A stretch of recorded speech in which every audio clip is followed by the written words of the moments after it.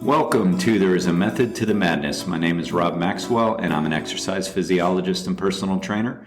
I'm the owner of Maxwell's Fitness Programs, and I've been in business for the past 28 years. Okay, today is a special day. I'm doing a book signing, and what I'm going to do is get some questions, field some questions about the book, and we're going to talk a little bit about the book. So today's episode might be a little bit longer than usual, and it's going to be fun. So what I'm going to do today is thank both of my sponsors in the beginning. So I want to thank the Jonathan and Lyn Gildon at the Gildon Group at Realty Pros. They currently have over 275 star reviews on Zillow, and let me tell you, that is pretty darn impressive. And I also want to thank chiropractic physician Doris Antos in Ormond Beach. She's a phenomenal chiropractor, and we refer to her. And I want to thank her for her sponsorship as well. And with both of our sponsors, I'm going to be putting all of their contact information in the show notes, so it's very easy to click and go. All right, so here we go. We're here today to talk about you cannot outrun a poor diet. My second book, after There is a Method to the Madness, that I published last year. And we're here for the book signing today. And as I already said, this is going to be live. So we're going to do the best we can to field questions, hope they're good questions, and hope you people out there listening will learn a lot more about my book. I'm definitely more proud of this book than I am my other book. I'm proud of both books. I always wanted to write a book, and I want to write more books, but the first one was a collection of articles that I had written over the years, and I felt like it would be a good way to break into the publishing world because I already had so much stuff written. Where this book, I actually started with an outline, and it took longer, and put a lot of thought into it, and I think it really came out great. Getting a lot of good reviews, and I'm definitely happy I wrote it. So what I'm going to do now is field some questions on the book with my live audience. And by the time you guys listen to this, it may not be live for you, but it's live for us. Saturday morning, we started at about 11 o'clock. And I don't know when you're going to listen to it, but we're live now. So let me start with a question. I don't really care who asks a question first. So let's let them rip. My question would be, what made you write this specific book? Why you can't outrun a poor diet? What was the reason behind this book? Okay, so I'm watching my screen here to see how loud things are, and looking at that one, I'm not sure if the audience could hear that question. So what our person asked was, what inspired me to write this book, You Can't Outrun a Poor Diet? And that's a really good question. If I was going to see an author, that's exactly what I would ask. So as I kind of make a joke about in the intro chapters to this book, I say, like the world really needs another weight loss book. I mean, there are so many of them. And when I go to Amazon to kind of see how mine are doing regarding the stars and all that kind of stuff, it gives me suggested books, because when I go in, they just think I'm a person perusing for a book. And I get these suggested titles that are similar to mine. And there are countless titles similar to mine. And I make a joke in my book. It's like the world really needs another weight loss book. There's so many, and everybody, has written one, and everybody has read one. And, what's the actual success of people that read a weight loss book and show success? So I get it. But what made me write it, I think, is a little bit different than what other authors, why they might write theirs. I'm a local author, an independent author. Sure, I'd have dreams and visions of it, like really selling 1 million copies and all, but I'm like really realistic to know that that's not my goal. to make a lot of money off the book. So my main reason is I've been doing this job for 28 years. It's a long time. And as I've said in the past on podcasts, I've said it on social media posts, I've said it to clients to their face. One of the most annoying things to help somebody with as a personal trainer is to help them lose weight. It is so aggravating. I'm sure it's aggravating for them, and it's definitely aggravating for me because I don't have all the control over that person to help them lose weight. If they came in here and said, I want to get stronger, then I have absolute control over helping them get strong. I simply apply the overload process. I pick the right exercises. I push them to be their best. And in a month or 6 weeks, they're already stronger. In 6 months, they're a lot stronger. In a year, they're strong. That's easy. That's very tangible for me. Every party meets their responsibility. I'm here to push them. They show up. When it comes to weight loss, that's not the case. There are many more hours in the day than the 1 hour or half hour they come to the gym. And I'm not going to sit there and follow them around all day long and try to get them to do what they need to do. And honestly, not everybody really wants to lose the weight when they say they want to lose the weight. I have a long-term client who has said to me for years, and it's a great saying, everybody wants to go to heaven, but nobody wants to die. And there's a lot of truth to that. Everybody wants to lose weight if it costs them nothing.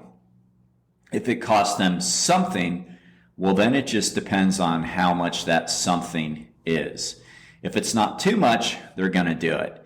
If it's a lot, they're not going to do it. So, for example, okay, if you're going to lose these 12 pounds that you want to lose, you're going to have to give up wine and alcohol completely.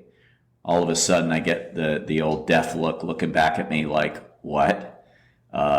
Completely? Yes, completely. Okay, well, now that costs them too much, so they don't want to do it. If I were to say, maybe they only need to lose 4 pounds. Say, you know what? To lose that 4 pounds, I think all we need to do is really track your diet for 2 weeks and cut out some sugar and cut your calories down by 200. They'll look at me and say, oh, that's doable. They'll do it. So it all depends on how much they're willing to sacrifice. And as a person who's a type A personally, like myself, that drives me crazy because I want everybody to get better that I work with. I take it personally when people don't follow my advice. I take it personally when people won't log their diet when I tell them to. I take it personally when they won't follow my suggestions. So, kind of a long answer around your question, but I wrote it so I can give them the book and step back. Plain and simple. I wrote it to my clients that, are always kind of wanting help. Some are like, come for other reasons. They're like, oh, I also want to lose 5 pounds. Well, here you go. Read this. I wrote it for people that know me on social media, know me as an influencer in fitness in Volusia County, and will hit me up for weight loss suggestions or whatever, because I know if I work with them personally, only about, and I'm just winging this number, only about 2 to 5% of the people that inquire about weight loss are actually going to follow through on what I tell them to do. That means I'm going to have a 95% fail rate. So, and the only way they're really going to lose 100% of what they want to lose, which is the goal we set, is to follow what I want them to do, which really isn't that difficult, but you'd be surprised maybe as what control freaks people are and don't really want to do what you want them to do. But now all the information is here in the book. It is so simple. For those that have read it, that's exactly the feedback I get. They're like, I really believe you that it's really not more to it than that it's really this simple. And as, all of you all here have read the book, it's really a book of behavior strategies because losing weight all comes down to behavior. And it really is simple, but not everybody wants to do it. There's a similar saying in 12-step programs that says nobody's dumb enough to get the program, but a lot of people are too smart. There's a lot of similarities with that with weight loss. It's not hard, but people don't want to sacrifice. So I'll summarize that again and say that I wrote the book because then I have an answer for them. They can read it. I don't have any control over whether they do it or not, but they can read it, and I feel like I've handled my end of the responsibility, and hopefully that helps. Do you have any follow-ups on that? Did that answer that question? It definitely answered the question. I guess one follow-up I would have on that is, in one of the chapters you talk about fad diets and versus real lifestyle changes. Now, would this be a really good book to give to younger or teenage, pre-teenage kids to steer them away from trying all those fad diets and thinking more about feeling good and doing the right things when they eat and shop versus going with what they see on Facebook and Twitter and trying the keto and trying the HCG and all of these things? Yes and no. It's definitely a good book. As you said, I think I cover all of the fad diets. I mean, all the ones I can remember and think of. I definitely covered keto. I covered HCG. Keto is the new Atkins, and, in the industry, in the real industry of people who are professionals, have degrees, certifications, we always called it the Fatkins diet, because it is such a scam, and we're trying to be as disparaging to the promoters of the Atkins as possible, because not the people who tried it. I get that everybody wants to try something, and it's really not their fault for trying it. They're believing that these people have their best interests at heart, and they don't. The only interest they have is their pocketbooks, trying to make a dime off of them. So I definitely go into why you shouldn't follow any fad diet. I don't care what it is. You shouldn't follow it. Working with preteens, though, it's really tricky. My daughter is 19. She's not overweight. She's in good shape. I gave her a book, obviously, because she's my daughter, and I signed it real sweet and everything. And I know she's not going to read it. And I also know that, if I gave it to her with a purpose, which I wouldn't, because number one, she doesn't need to lose weight. And number two, that's the point I'm trying to make. Then kids are going to look at you and basically be like, are you calling me fat? And I think that's one of the worst things we can do with teens. So to answer that question, yes, it's great to cover all of the fad diets, but I think more for adults. But I think with kids, we got to be very, very careful, because I've had and known too many people. I've had clients who have had teenage kids, and they have created eating disorders out of their kids because they themselves are so obsessed with how they eat, and they literally will, in front of me, call their kids fat. And I think if we imply that, we're really creating these kids, we're maybe creating eating disorders in them. So we got to be real careful. I think as parents, as adults, as role models, the best thing we can do really is model it, do it ourselves, be healthy, lifestyle changes, focus on feeling good, feeling better. And I do believe the kids will eventually model after that. And then if they ask, because I know what you're saying, my daughter Joanna, I don't remember her ever asking me about specific diets, but I've had teenage clients say, oh, my friends are doing this, my friends are doing that, my friends are pounding all this protein. Well, then you have a resource, or you can answer their questions about fad diets. But as you know, I believe there is no such thing as a fad diet. There's nothing other than eating food, proper nutrients, and all that stuff that will help us lose weight. And really, we just need to model that. And if they ask specific questions, answer it. Thank you. All right. Did you have a question back there?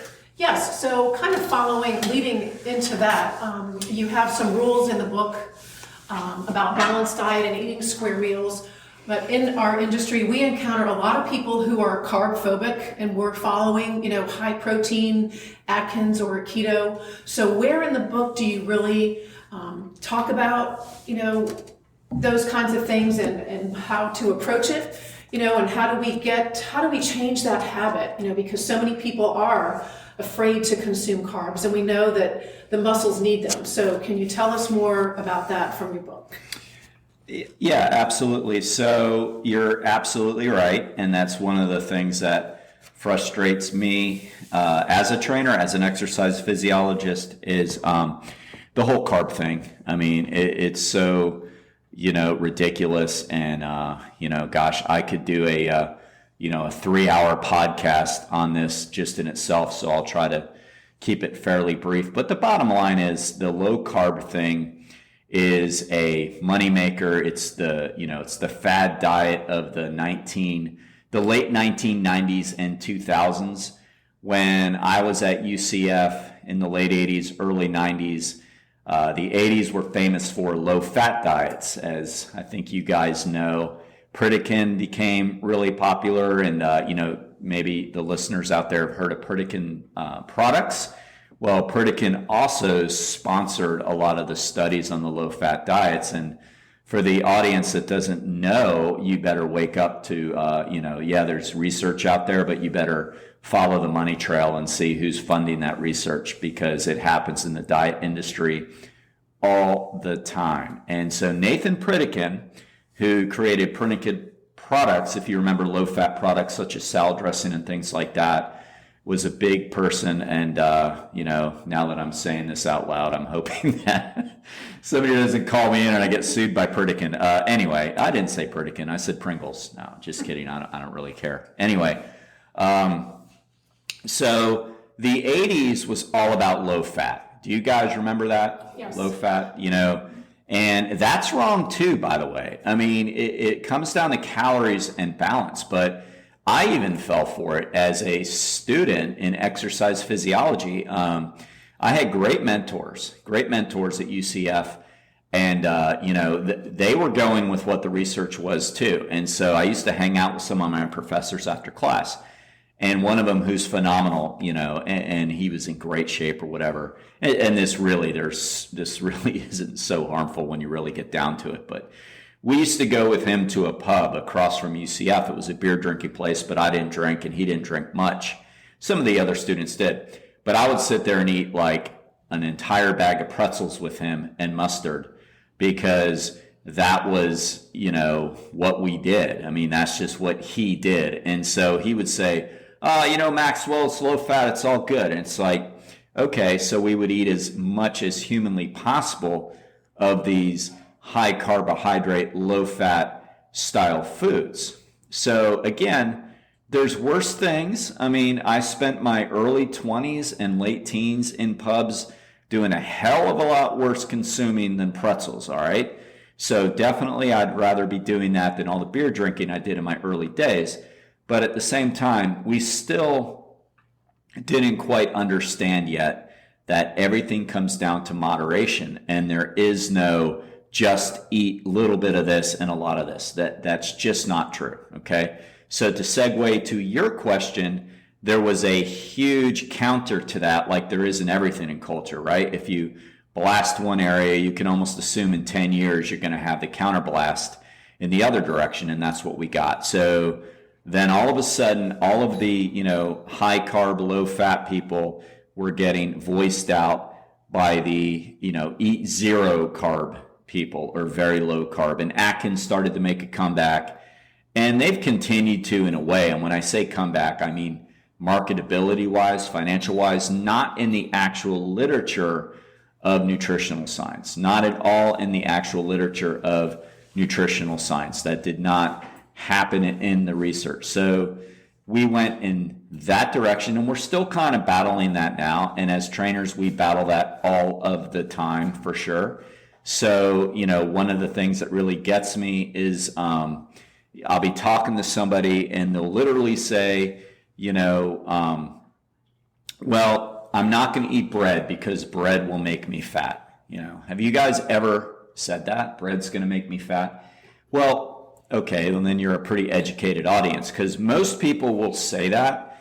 And I think about that and I'm like, so do people just think like there's evil entities in certain nutrients that aren't in nutrients. I mean, do people not understand that there's only 4 macronutrients on Earth? There's only 4: carbohydrates, protein, fat, and water. Those are the only macronutrients out there. And one of them is so evil that it's just going to blow you up and make you fat. And not only that, this evil macronutrient is so powerful that it can change itself when it moves from form to form. In other words, it is so powerful that if it's taken in the form of, say, I don't know, a sweet potato, because we all hear that's good, it's fine. It's not going to do anything to me. Those 30 grams of carbs in a sweet potato are awesome for me. But those 30 grams of carbs in that piece of bread are just going to put 86 pounds on each of my thighs. I mean, I'm making a joke because I want you to understand how stupid that sounds, right? I mean, that's just so incredibly stupid to think that one macronutrient has that kind of power and it can switch forms. Like, chemists look at that and go, oh, look at this. Look at this hydrogen and carbon atom that has now come out. This is totally from bread. This isn't from a potato. I mean, think about it. It's a macronutrient. It can't do that type of thing. But I bring up bread because I hear it all the time. People, I can't eat bread. Bread's going to make me fat. I'm like, okay. So one slice of bread has roughly on the average 100 calories. So that piece of bread is going to make me fat. Well, what if I eat 10? Okay, well, now you ate 1,000 calories. So that 1,000 calories is going to make you fat. There's not 1,000 calories on earth that's going to make anybody fat. But if you have 10 slices of bread on top of all of the food you ate all day, sure, now you can gain weight. But was it the bread that made you fat, or the inability for you to say, I'm going to have 2 slices with my sandwich, and I'm going to have, maybe an extra slice with my dinner on the side? So really, the problem we have in this country, more so than any other country in the world, is moderation. And we live in such a black and white country, and I even say it to my trainers sometimes. It's like, not everything's black and white. Things are gray. We can't constantly paint everybody with the same brush. Things are gray. It's not black or white. It's like, oh, so you're saying all carbs are good. Say, no, I'm not saying all carbs are good. I'm saying all carbs are good within moderation. And anytime we eat more calories than we need, exactly 3,500 calories more than we need over time, we're going to gain 1 pound. And that's just simple science, and it's factual science. So if we stay within a caloric budget, we're not going to gain weight.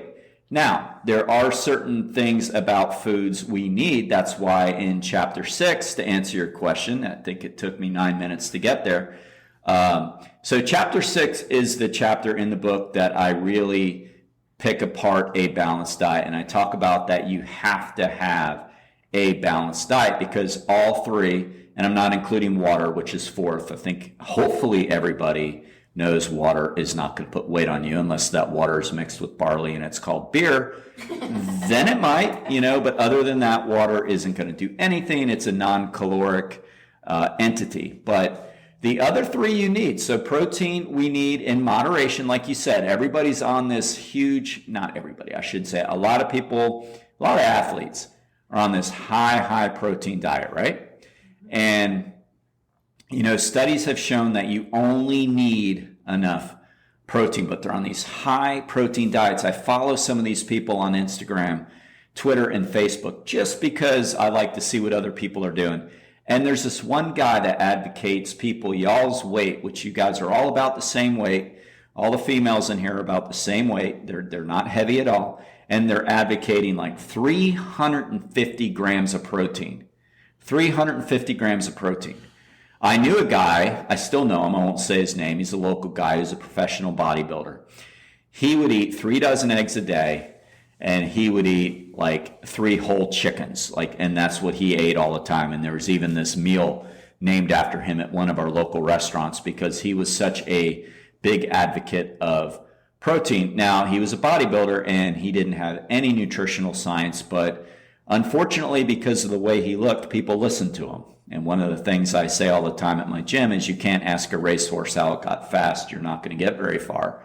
But unfortunately, the racehorses I'm describing have mouths and can speak, and they're human, and they do give advice when really they shouldn't. But 350 grams of protein a day for somebody 140 pounds. I don't care if you weigh 350 pounds, that's too much.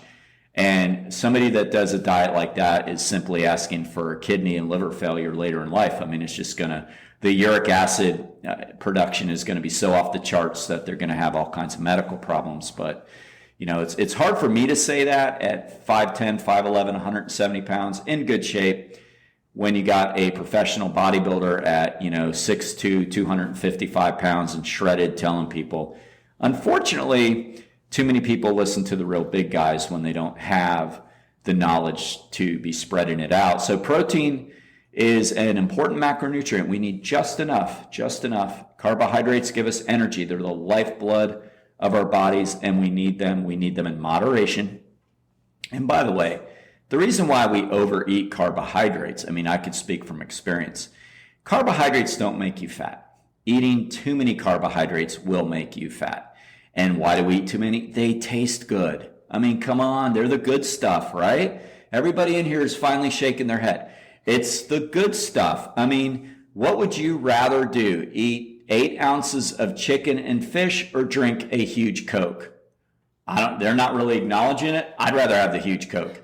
Give me the huge Coke any day of the week. Am I going to drink the huge Coke? No, I'm not, because I know it's not good for me. But my taste buds are screaming for that. And by the way, I don't eat meat, but I was just using chicken as it's a very bland, something you can pick.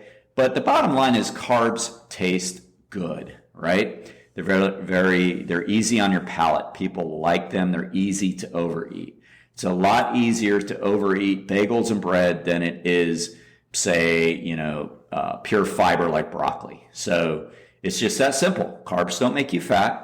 Eating too many, anything can make you fat. And then finally, the third macronutrient is fat. And we do need to eat our fat. One of the things we've learned through the years is when physicians in the 80s were telling everybody not to eat fat, and and even now they know that advice is bad. But now they're even saying that the advice of don't eat so much saturated fat was bad advice. And they're finding out that to be true too. In other words, your body really can't tell too much difference between poly, monounsaturated fats and saturated fats. The only real evil entity is trans fats, and that should be no surprise because trans fats are man-made.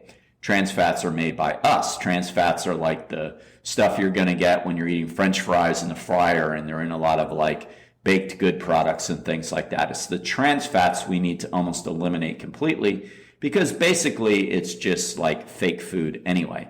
But fats and saturated fats can make you more fat because fat has more calories per gram than anything else. So again, it's easier to overeat. I could probably eat an entire jar of peanut butter if I thought I could get away with it. I don't think I would get sick of eating that jar of peanut butter. I think I literally could finish it. And if I did that, I just ate 3,800 to 4,000 calories of food in that jar of peanut butter. So peanut butter doesn't make me fat. Eating the entire jar can make me fat. So again, it comes down to we need just enough of everything, which is why, like in chapter 6 of my book, I talk about, look, every meal have one main protein source, whether you're vegan, vegetarian, plant-based, whatever you want to call it, or a meat eater. Have one good source of protein. Have a good source of carbohydrate with fiber, and make sure you have a little bit of fat in there. All right, I think we have time for one more question, and we had a new person walk in. We'll see if she has a question for us. And do you? Sure, Rob. Go ahead. I was noticing in your book that you talk a lot about the attitude and the mindset that someone has and how easy it is for someone to get off track and not succeed. So explain how that relates to the advice you're giving about a healthy lifestyle versus a fad diet. So not necessarily is it about the diet you pick, or is it about your mindset and how does one affect the other? Yeah, and that's a very good question. If you couldn't hear all of it, Miss Emily was basically asking about mindset and diet, like how do they relate to each other? And, mindset's everything. If, people that know me know that I say that all the time. And that's why the book basically is an entire behavior book. So mindset is everything. So in the early part of the book, I talk about like my own transformation I had as a late teenager. And I was a chubby middle schooler, we called it junior high back then, but middle school, whatever that age. And I literally had this, epiphany, which I kind of believe is more like, higher power produced, whatever. And, in my little epiphany, it said, no matter what, commit to eating right. Like no matter what, do what's normal. And so I started with that mindset, and I pretty much have kept that mindset throughout, meaning that I went into that kind of like now I go into everything, which is like, I had to go into it with the attitude of, I'm not going to stop. Like, I'm not going to get sidetracked. I'm going to continue to do what I need to do each and every day to succeed. And so the mindset is everything. And one of the things I stressed in the book over and over, and I stress it all the time, and that is to delay gratification. So I'm committed forever, but at the same time, I don't have to be committed forever, every day. In other words, I just have to be committed right now. And so early on, and I use this with people I work with all the time, I'll say, look, quit telling yourself you're never going to have, a whole pizza again. You're never going to have your Snickers bars. You just say, right now, I'm not going to do it. Like, get through that process of being basically feeling hungry, which I talk about in the book, isn't a reality. It really isn't. Nobody in our country, I shouldn't say nobody, but almost nobody in the United States of America is really hungry. We're not. I mean, even the poorest of poor are rich compared to other countries in Africa and around the world. I'm not saying there aren't starving people, there are, but it is very rare in this country. Typically when people say they're hungry, they mean they haven't eaten since breakfast. I'm sorry, that's not hungry. Our body can go 3 to 4 days without food. Matter of fact, people on hunger strikes go a lot longer. I'm not advocating doing that. My point is you are tricked by your appetite. There are two different things. There's hunger and there's appetite. Hunger is physiological, and it's a true desire, need to eat. We don't really have that. What we have is an appetite. And appetite can be brought on by time of day. We're told, eat this time of day. It could be brought on by our moods. It can be brought on by loneliness. It could be brought on by boredom. I think boredom is my biggest thing. Like when I get bored, I'm my own worst enemy. And one of the first things I want to do is like eat or do something that I shouldn't do. So we have to really try to fight through that and simply delay gratification. So whenever we eat our lunch, and that's why I talk about in the book the importance of the 3 square meals a day. We've really gotten away from that in this country. People basically eat all the time. I go to Target, and I have a friend, he works in social media, and he talks about how they're literally, they know what we consumers do. So Target was not stupid when they put a Starbucks inside the store. They know you don't want a coffee when you walk in that store, but they also know that when you see the Starbucks, now you want a coffee. So, people will go over there. I'm guilty of it. They'll get something. If it's just a coffee, fine. But if it's a high, calorie frappuccino, well, now they just added calories that they really didn't want. So whenever we get tempted, we just have to tell ourselves, because we all get tempted. One of the things that irritates people that are into fitness, not just trainers, but really fit people, is people assume we're robots and we don't think the same things you guys think. They think, oh, well, it's easy for you. You don't get tempted. You don't do. That's so stupid. I'm here to tell you right now, it's not the case at all. We're human just like you. The only difference is we've really worked on our discipline muscle long enough to say, I don't need this. I'm being fooled by my appetite, and I'm going to wait till lunch. I'm going to wait till dinner, and I'm just simply going to delay the gratification just for now. You'll find when you start doing that, you're really no longer, you don't want it. I mean, haven't you guys gone through that? You delay it long enough, and then like 20 minutes later, you're like, I'm glad I didn't eat that. I really didn't want it.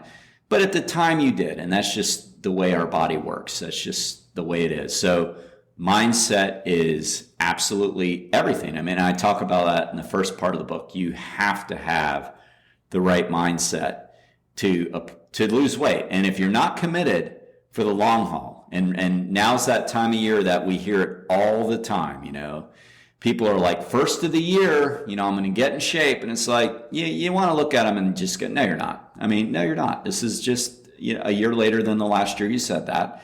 You're either ready now or you're not ready. But this putting it off means you're just, you know, it's a nice little psychological tool we all do to, you know, get rid of our own guilt. But the bottom line is, if you're not committed now, you're not going to be committed in January. It's not going to happen. And the only thing that's going to really make you commit is to, you know, be tired of the way that you're doing things. So mindset absolutely is everything. And I think we have run out of time on our podcast. I've already thanked our sponsors, and it's been a lot of fun. I really appreciate everybody coming out. And until next time, everybody be Max Fit and be Maxwell.